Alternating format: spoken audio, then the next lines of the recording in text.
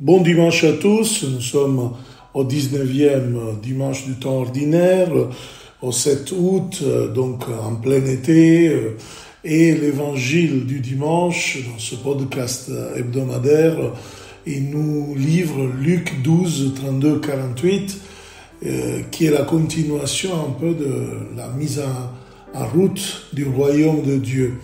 Et nous voyons dans ce deuxième chapitre que l'évangéliste présente la nouvelle réalité du royaume. Si les disciples prennent soin de leurs frères et sœurs, permettront à Dieu, comme Père, de prendre soin de leur bien, de leur bien-être.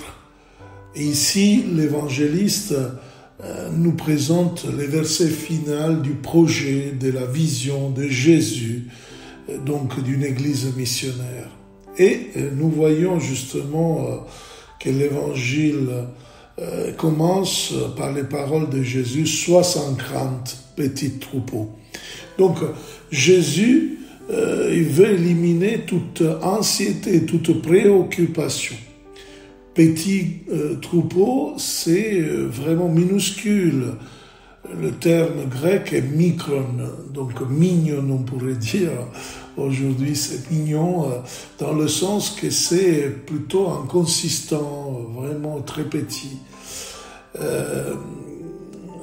Car votre Père a trouvé bon de vous donner le royaume. Donc nous voyons cette affirmation qui est vraiment une contraposition entre la petitesse, petit troupeau, et justement la communauté qui suit Jésus, c'est le troupeau, et la grandeur du règne, du royaume de Dieu, le projet que Dieu a sur l'humanité. Après Jésus, avec 3 impératifs, passe à définir les caractéristiques qui rendent possible la réalité de ce royaume. La première, vendez ce que vous possédez et donnez-le en aumône. Ce n'est pas une invitation, c'est un impératif. Donc, vendre ce qu'on possède et le donner en aumône. C'est-à-dire, pas ce qu'on a fait, qu'on a reçu, pour faire du bien, qui a besoin, mais simplement le change, la nouvelle réalité du royaume. Donc, et il rajoute, faites-vous des bourses qui ne s'usent pas, un trésor inépuisable dans les cieux. Donc, nous savons que le terme cieux, dans le langage du temps, au temps de Jésus, veut dire en Dieu. Donc, parce que c'était Dieu dans la cosmogonie du temps qui habitait dans les cieux. Donc, veut dire que Jésus nous invite à, maintenant que le croyant expérimente que donner ne veut pas dire perdre, mais mettre confiance au Père, au Dieu, et qui, à travers ce don qu'il fait, il libère sa vie de préoccupations matérielles et il se remplit d'une confiance toujours croissante dans l'action du Seigneur. Et après, c'est magnifique ce qu'il va dire Jésus, que les trésors inépuisables dans les cieux, là où le voleur n'approche pas, où la mythe ne détruit pas. Eh oui. Donc, au-delà, dehors de toute préoccupation. Donc, suivre le Seigneur, participer à la mission de l'Église, se mettre en route vers les plus pauvres, vraiment les besoins de l'Église, de la communauté, c'est ça qui élimine l'anxiété, qui élimine toute préoccupation. Et il nous fait vivre, nous aussi, sans préoccupation, parce que nous aussi, si on a des besoins, l'Église vient contre nous. C'est ça un peu le projet de Jésus.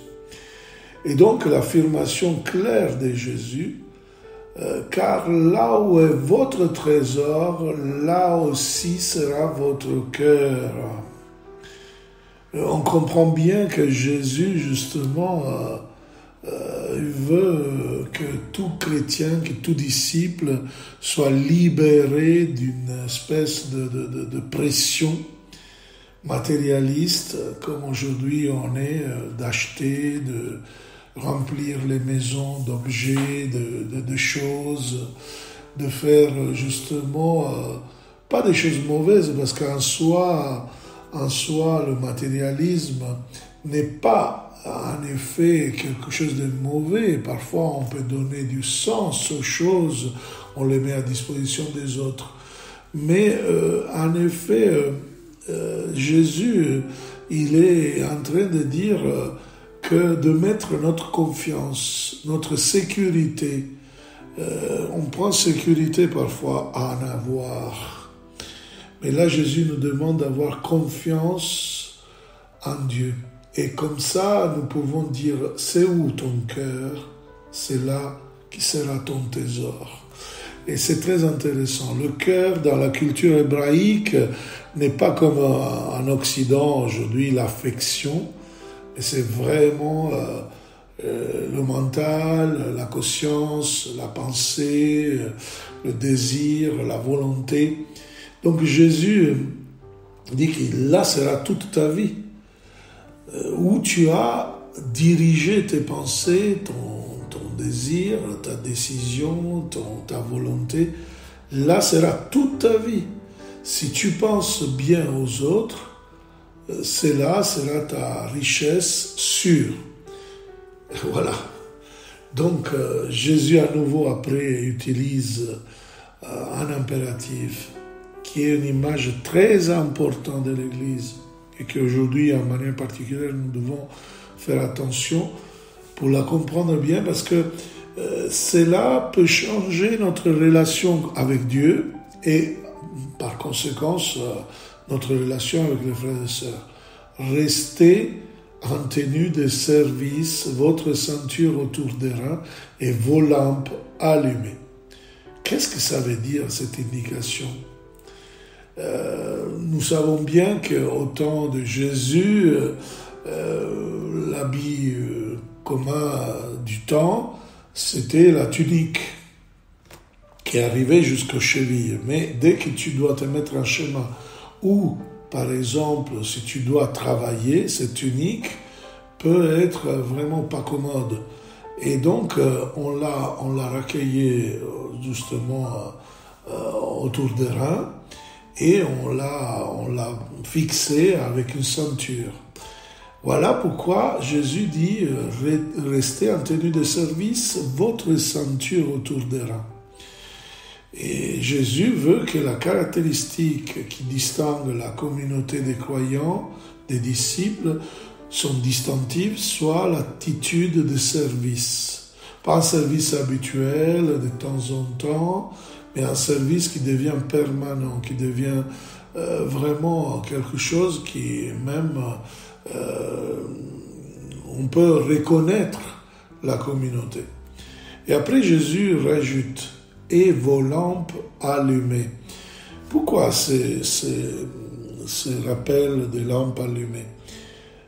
En effet, il y a une référence au livre de l'Exode où dans une tente, il y avait la présence du Seigneur et il y avait justement à ce moment-là la prescription qu'une lampe doit être toujours allumée. Donc avec cette indication précieuse, Jésus nous dit un peu que le service, la charité, devient comme cette lampe, un peu comme nos églises où il y a le tabernacle. C'est vraiment, ça indique que la communauté a cette présence de Dieu. Autrement, on va reconnaître qu'on n'est pas un véritable sanctuaire, où Dieu ne se manifeste pas, Dieu ne manifeste pas sa présence. Donc, soyez comme les gens qui attendent leur maître, ça c'est beau ça, à son retour des noces.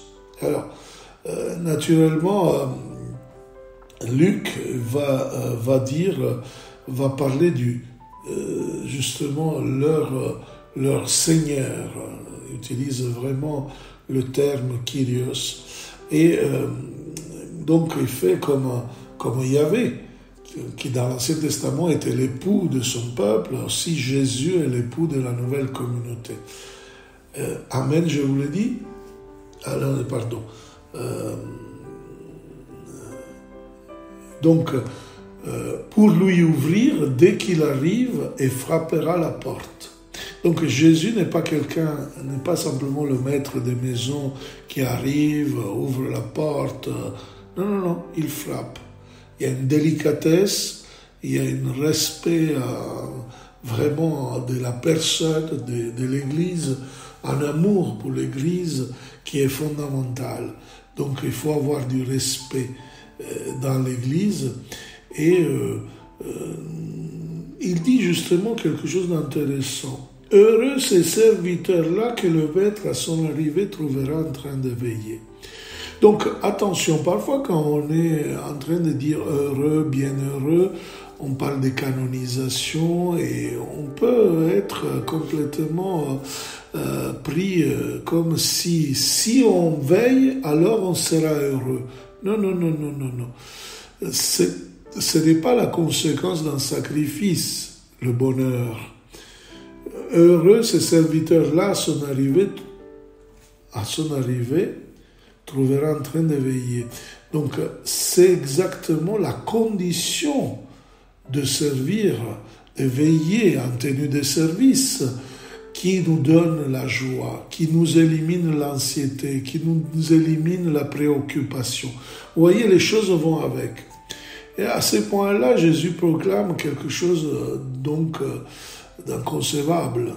Donc l'attitude de service n'est pas quelque chose qui vaut de temps en temps. C'est l'attitude permanente. Amen, je vous le dis, c'est lui qui, la ceinture autour des reins, les fera prendre place à table et passera pour les servir. Donc le maître de maison n'est pas celui qui va être servi, mais qui va servir.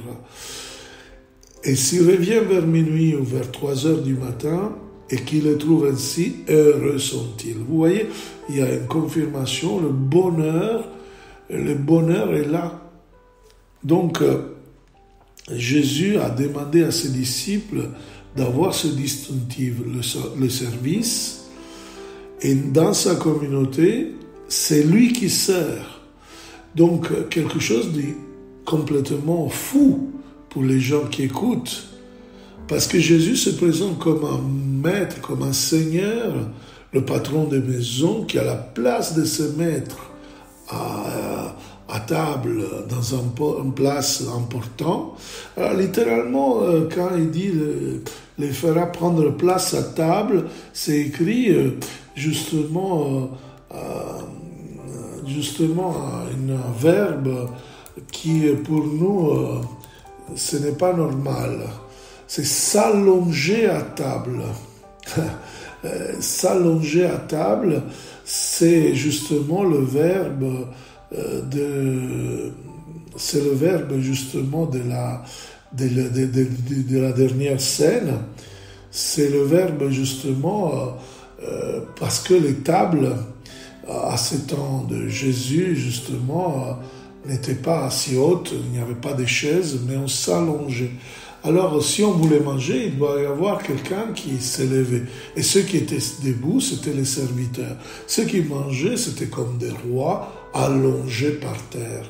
Alors, si vous voulez, c'est justement le maître et c'est lui qui fait allonger les autres. Ça, c'est très intéressant pour toute la discussion eucharistique d'aujourd'hui, parfois, sur comment prendre la communion.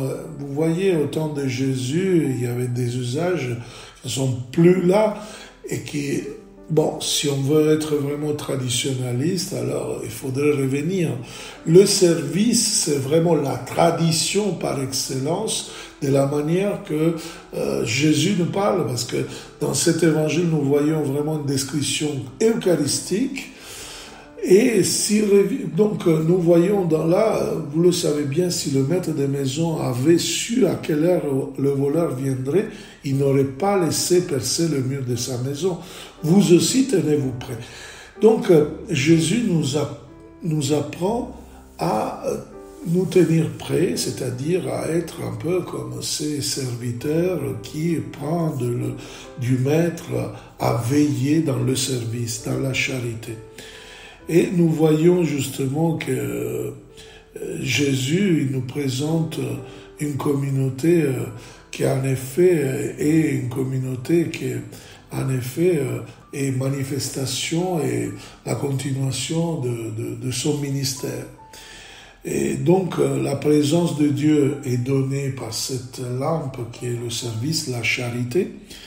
Et nous voyons que tout le fois qu'il y a des situations de besoin, de nécessité, la communauté doit être prête à intervenir. Mais il y a l'autre côté de la médaille, dit Jésus, que dans la communauté, à la place de se servir ou servir les uns les autres, si dans la communauté il n'y a pas un véritable amour, respect, mais l'arrogance, le vouloir commander le désir de pouvoir pour esclaver les autres, si on peut dire comme ça, pour faire l'autre un peu un esclave. Alors, pour ses commodités, alors là, Jésus dit que le maître viendra et le maître viendra et le fera partager le sort des infidèles.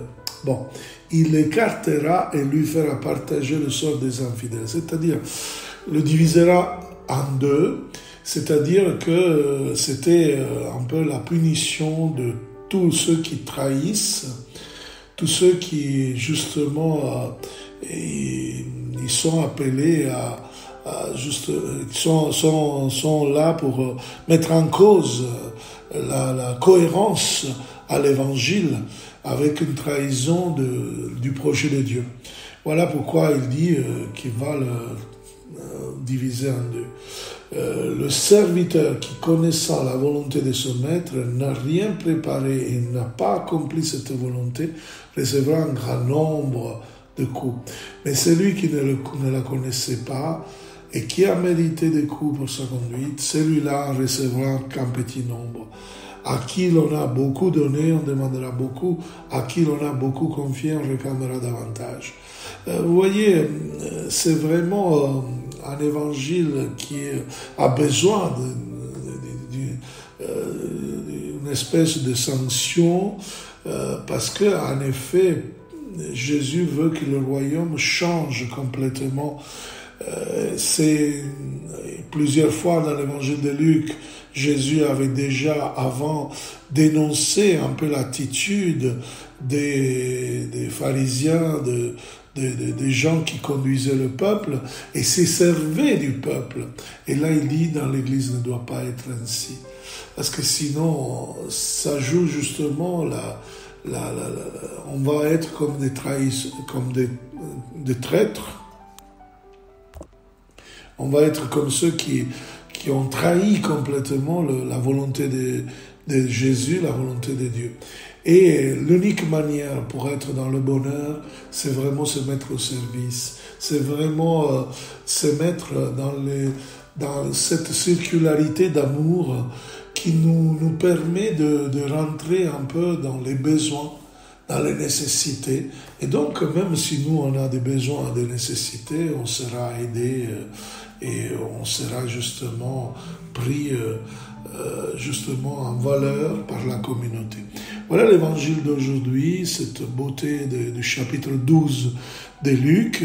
Je vous donne un rendez-vous à dimanche prochain et je vous en prie, n'hésitez pas à partager, à envoyer ce podcast, l'évangile du dimanche, à tous vos amis, à tous ceux qui veulent, parce que c'est comme ça que nous pouvons évangéliser ensemble. Bien, avec cela et tout, à la prochaine, bon dimanche.